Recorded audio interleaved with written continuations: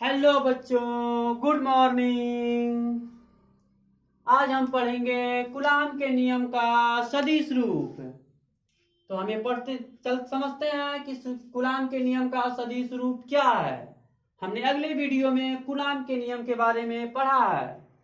अब हम पढ़ते हैं इसका सदिश रूप क्या होता है।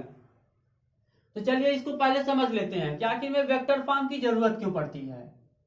यानी कि कूलाम के नियम को हमने पढ़ा है और सदिश रूप इसलिए हम पढ़ते हैं ताकि जो आवेश है उस पर लगने वाले बल की गणना तो हम कर लेंगे, लेकिन उसकी दिशा ज्ञात करने के लिए हम सदिश रूप का प्रयोग करते हैं।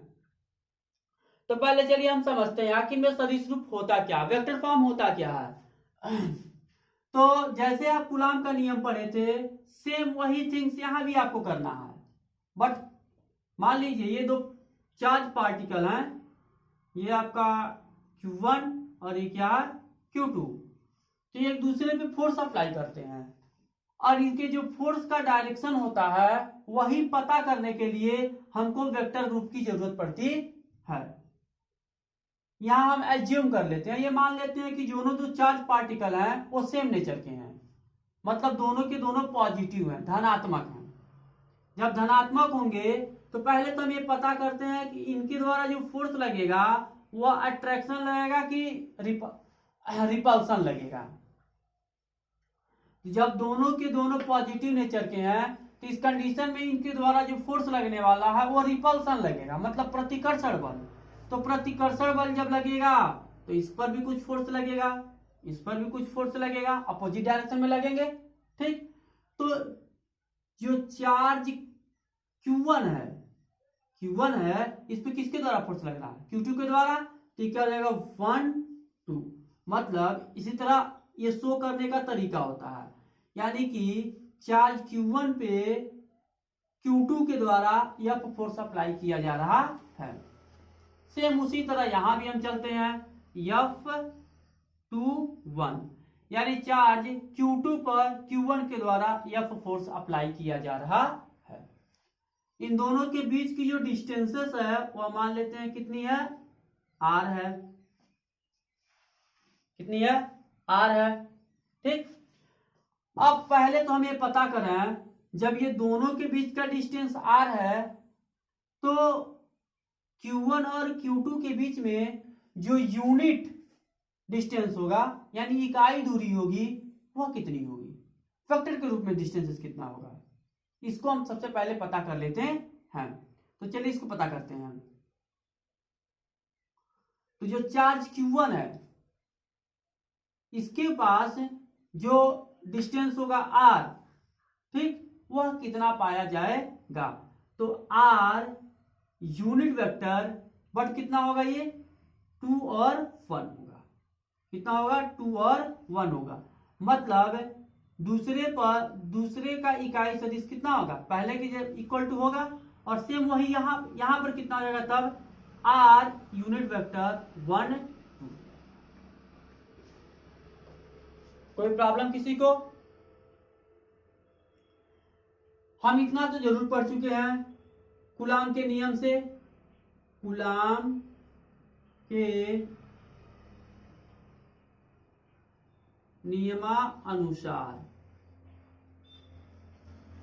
कूलाम के नियम के अनुसार हम कितना पढ़ चुके हैं, F इज इक्वल टू 1/4πε0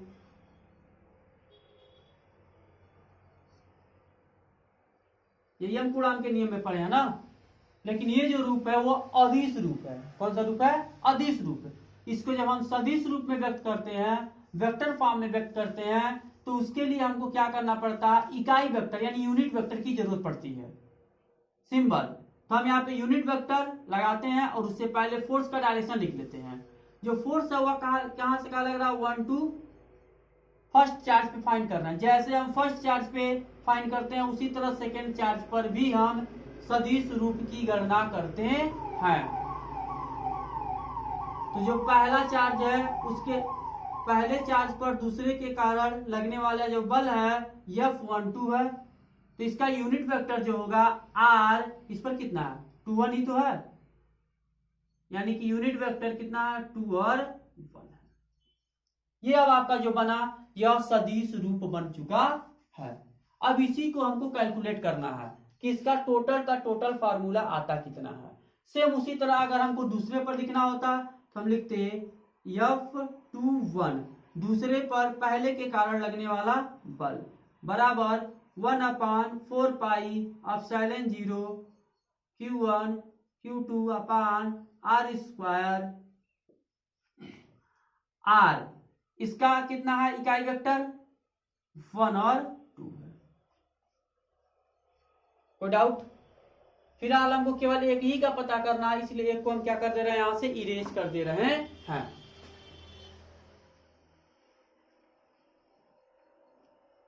अब थोड़ा सा हम चलते हैं वेक्टर के रूप में। वेक्टर में आप पढ़े होंगे, सदिश में आप पढ़े हैं, सदिश चैप्टर फर्स्ट ईयर में आप पढ़े होंगे वेक्टर ए का यूनिट बराबर होता है वेक्टर ए अपान इकाई सदिश बराबर होता है वेक्टर ए अपान मॉड ए। इतना आप पढ़े हैं? फिक्स है, इतना तो आप पढ़े ही होंगे। नहीं पढ़े हैं तो फिर फर्स्ट ईयर में एक बार जाकर आप रिवाइज कर लीजिएगा। कोई दिक्कत? हम सेम वही काम यहां करेंगे। यहां हम लिख सकते हैं F12 बराबर 1/4 पाई एप्सिलॉन 0 Q1 Q2 अपान R स्क्वायर। डिफरेंस क्या होगा? यूनिट वेक्टर है कि नहीं यूनिट वेक्टर? इसको हम लिखेंगे R के फॉर्म में है तो इसको भी R के फॉर्म में लिखेंगे R वेक्टर 21 अपान क्या लिखेंगे मॉड R है ना, मॉड R। कोई डाउट हो तो बोलिए। अब वेक्टर का आप त्रिभुज नियम भी पढ़े होंगे। देखिए 1 2 ये दोनों का कहीं ना कहीं संतुलन होगा, तो इसको हम फिगर बनाते हैं यहां पे और इसको समझाते हैं आपको। ये Q1 चार्ज था, ये Q2 चार्ज था, हम मान लेते हैं किसी ओरिजिन पॉइंट O से, ठीक, इसकी दूरी और इसकी दूरी R1, इसकी दूरी R2 और इन दोनों के बीच की दूरी कितनी है R। इसका ये चला, इसका ये, क्योंकि हम 2 के द्वारा 1 पे निकाल रहे हैं बल, 2 के कारण 1 पे फोर्स निकालना है तो डायरेक्शन इधर ही हमको शो करना पड़ेगा, 2 के कारण 1 पे फोर्स, ठीक, और इसका इधर। आप देखेंगे कि ये सदिश और ये त्रिभुज के नियम के अनुसार चला जाए कि ये दोनों सेम डायरेक्शन में है और ये क्या है इनका रिजल्टेंट है। तो हम लिख सकते हैं यहाँ पे लिखेंगे सदिश के त्रिभुज नियम से। तो इस फोटो में देखिए आपको सदिश का त्रिभुज नियम O मान लेते हैं यह A है और ये क्या है, यह A और ये हो जाएगा आपका B। हम क्या चलेंगे OB vector plus BA vector और इन दोनों का रिजल्टेंट है परिणामी है, इसलिए क्या हो जाएगा यहाँ पे AO वेक्टर। कोई डाउट किसी को? वैल्यू भरिए OB कितना है R2 वेक्टर, इसका कितना मान है R वेक्टर, OA की वैल्यू कितनी दी गई है O और A कितनी भी दी गई है R1 वेक्टर। R को यही छोड़ दीजिए, इसको इधर ट्रांसफर कर दीजिए,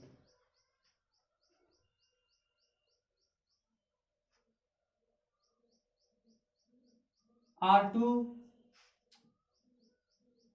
वेक्टर R बराबर हो जाएगा R1 vector minus R2 vector. यहां तक कोई डाउट किसी को? अगर कोई भी डाउट हो तो आप पूछ सकते हैं। ये वैल्यू आपको मिल गई किसकी 1 और 2 की। कोई डाउट? ये भी वेक्टर R की वैल्यू है। इसको हम यूनिट वेक्टर के फॉर्म में लिखेंगे, यूनिट वेक्टर यानी इकाई वेक्टर के फॉर्म में लिखेंगे। तो इकाई वेक्टर के फॉर्म में जब आप लिखेंगे तो इसका हो जाएगा R ये 1 2 है ना, तो 2 1 अपोजिट चलता है यूनिट वेक्टर बराबर R1 माइनस R2। कोई डाउट किसी को? डाउट हो तो बोल सकते हैं बेझिझक, बिना सस्पिशन का। अब आप चाहें यहां से तो 2 1 की वैल्यू फाइंड कर सकते हैं। तो R वेक्टर बराबर हो जाएगा R21 vector R1 minus R2 अपान R वेक्टर। यही तो होगा कि नहीं होगा? इस वैल्यू को आप क्या कीजिए, यहाँ पे ला करके पुट कर दीजिए इक्वेशन नंबर फर्स्ट में। उसको इक्वेशन नंबर फर्स्ट हो गया, उसको वहां पे क्या करेंगे हम लाकर पुट कर देंगे इसी तरीके से। इसको इरेज कर दा।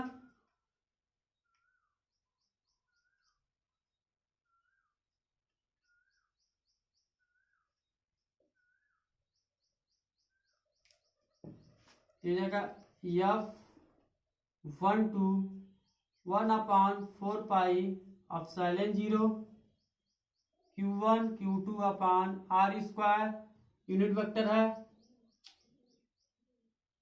यूनिट वेक्टर है, यूनिट वेक्टर की जगह लिखेंगे R1 माइनस R2 ब्रैकेट में अपान R वेक्टर। कोई डाउट? डाउट हो तो बोलिए। 1 2 1/4 पाई Q1 Q2 अपान R स्क्वायर। ये भी R और ये भी R, R R मिलकर क्या हो जाएगा R³ हो जाएगा, क्योंकि ये भी वेक्टर के फॉर्म में ही होता है, क्योंकि यह अभी तो डिस्टेंस ही है। देखिए इसका डायरेक्शन किसी साइड में है, तो इसको हम लिख सकते हैं R³ vector R1 minus R2, ये ब्रैकेट है, ध्यान दीजिएगा। या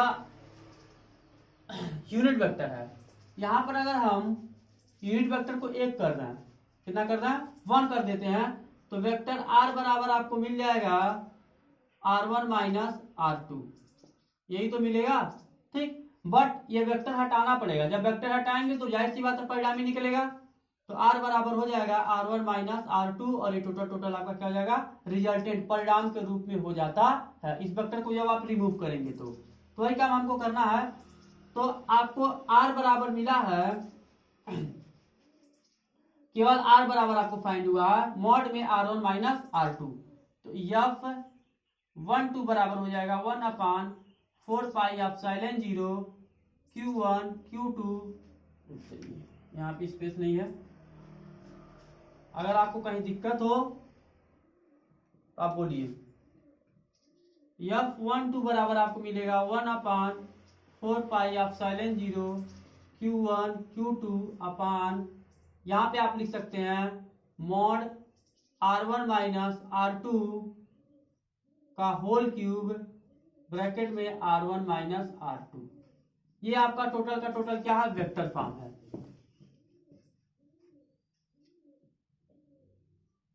यह क्या है आपका वेक्टर फॉर्म है। किसका वेक्टर फॉर्म है? तो कूलॉम के नियम का जो यह है वो पूरी तरीके से वेक्टर रूप है।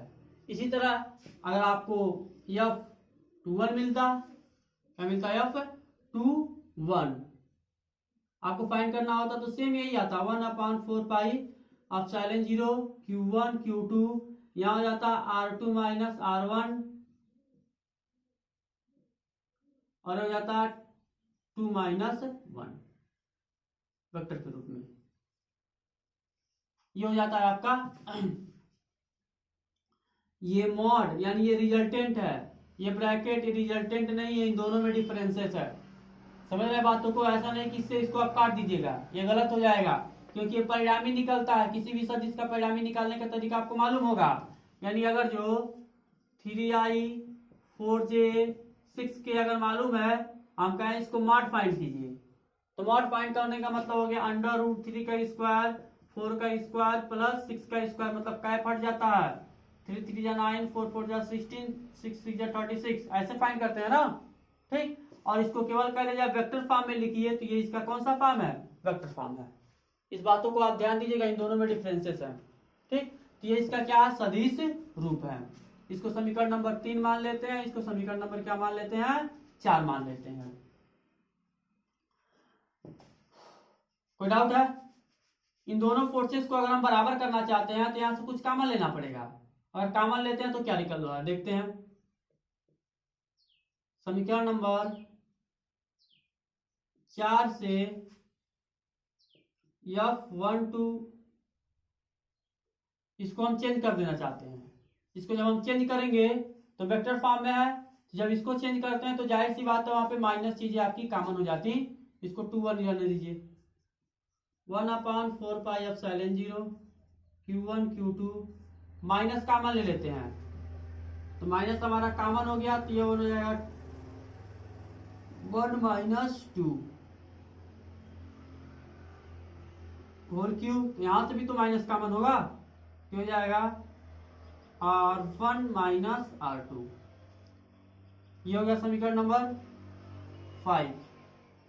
समीकरण 3 और 5 का कंपेयर करा दीजिए। समीकरण 3 तथा 4 का 3 तथा 5 का तुलना कराने पर दोनों का कंपेयर कर रहे हैं।